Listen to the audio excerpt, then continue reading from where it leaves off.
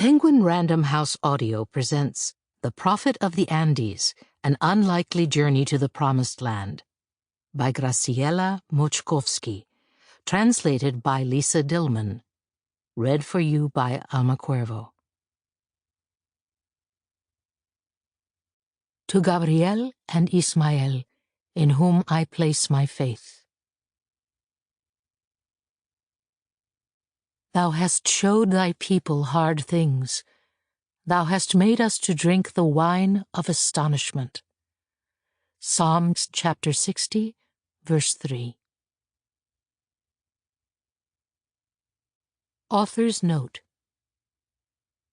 I'd been searching for something else in early September 2003 when I came across an account by a rabbi named Myron Zuber.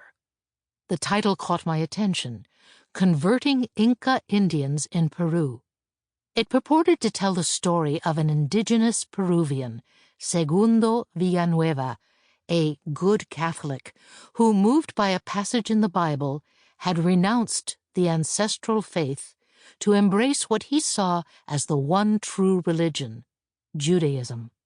After many years of suffering and persecution, Zuber recounted, Villanueva had amassed hundreds of followers who considered him a prophet.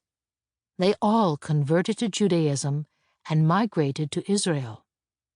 The rabbi's tale was riddled with errors. To begin with, there are no Inca Indians in Peru, and Segundo was not indigenous but mestizo. Exaggerations, and, as I later learned, outright inventions. But no sooner had I finished reading it than I ran to the phone and called the number listed at the bottom along with an address on Blauvelt Road in Muncie, New York, where the rabbi was accepting donations for the community. Although I introduced myself in English, the woman who answered the phone noticed my accent right away and, in a cheerful Spanish, told me Rabbi Zuber had died. She was his widow, Margalit, called Margarita back in Peru, one of the Jewish converts the account talked about. The others, including Villanueva and his family, now lived in Israel. If I wanted, she could give me their phone numbers. And so it was that a couple of weeks later, on September 27, 2003, in the Jewish New Year 5764, I landed at Ben Gurion Airport with 4 kilos of yucca, which Naomi, Segundo Villanueva's daughter, had asked me to bring when I called from Buenos Aires. Yucca didn't grow well in her West Bank garden. The holidays were approaching, and she wanted to make a Peruvian dish. Awaiting me in their settlement were also her 2 sisters, Raquel and Eva, and her daughter Hadassah. When Naomi pulled the long brown tubers from the bag, there were exclamations of delight. They told me they were going to cook them for the night after Yom Kippur. It was lunchtime. They had me go first in the line to wash hands.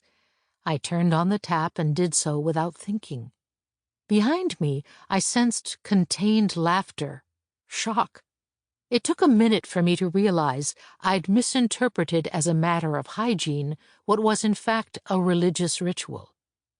"You're not religious?" they asked. "No," I explained. "I'm the child of an Argentine Jewish father descended from Eastern Europeans and a Paraguayan Catholic mother whose grandparents were Basque, Guarani, and Danish. When they got married, my parents agreed that their children would be the ones to decide their own religious identity. My father was an atheist, my mother observant. When my youngest brother was born, after a difficult childbirth, my mother announced that I had decided to be baptized Catholic with my newborn brother. The 2 of us looked like her. My other 2 siblings, more like my father, stuck with his side, taking no religion. Sometime later, one of them decided to get baptized too. At my mother's insistence, I was sent to a Catholic school run by nuns. At the time, we lived in Salta, an Argentinian city in the Andes, where, as in the Peru of the Villanuevas, most of the population is mestizo, and vestiges of a racist, hierarchical social structure inherited from the Spanish remain. In catechism class, the nuns professed that my father wouldn't go to heaven. Only those who'd been baptized could claim that right. For a long time I was tortured by nightmares in which my father was burning in hell, and I implored him to convert to Catholicism. But over the years I gave up, not just on my attempt to convert him, but on Catholicism itself. Feeling separated from my father pained me, and it unsettled me that my paternal grandmother, when speaking about Jews, always employed a we that didn't include me. For years I struggled, feeling the need to reconcile my Catholic education with the pervasive assumption that with a last name so clearly Jewish to Argentinian ears, I had to be Jewish myself. The women smiled understandingly. After all, the clash between Catholicism and Judaism in Latin America was far more familiar to them than it was to me. I was middle class, from a country that, for most of the 20th century, was home to the third largest Jewish population in the world, after Israel and the United States.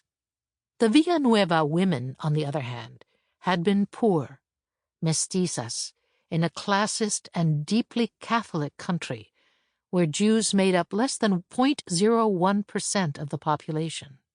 It had been a long, hard-fought battle to get to where they were. Even now, after everything they'd done to be seen as Jewish in the world, people tended to assume that they weren't.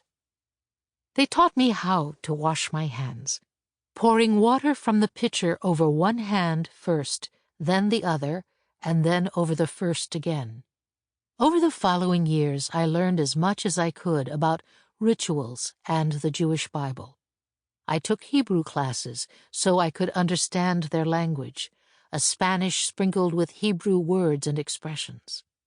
I also learned about the many Christian credos they followed before finding Judaism, and about Peruvian politics and religious history, as well as the economic and class divisions that informed their choices. In the afternoon, the women introduced me to their mother, Maria Teresa, and took me for a walk through their settlement.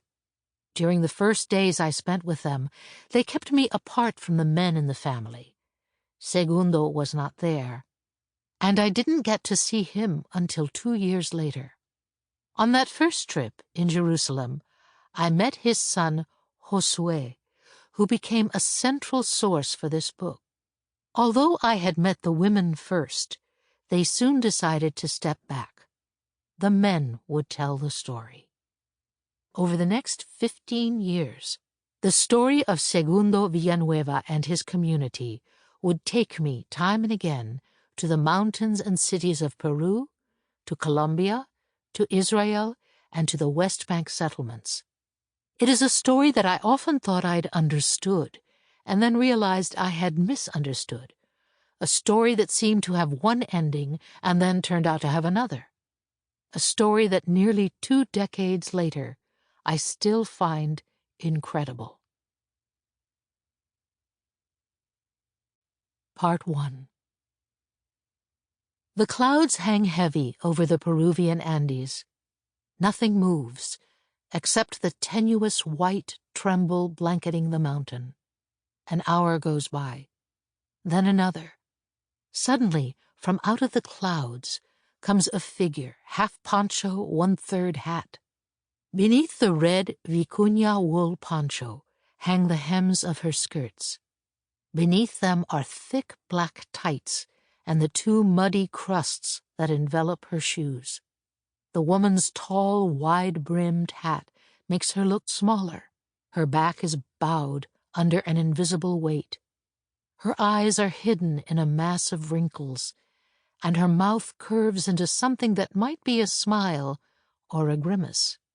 She walks slowly, so slowly, across the Andean foothills, as if she's been walking for hundreds of years. It seems impossible that she will ever arrive, that there is any place at which to arrive at this altitude. But when the sun finally... Sample complete. Ready to continue?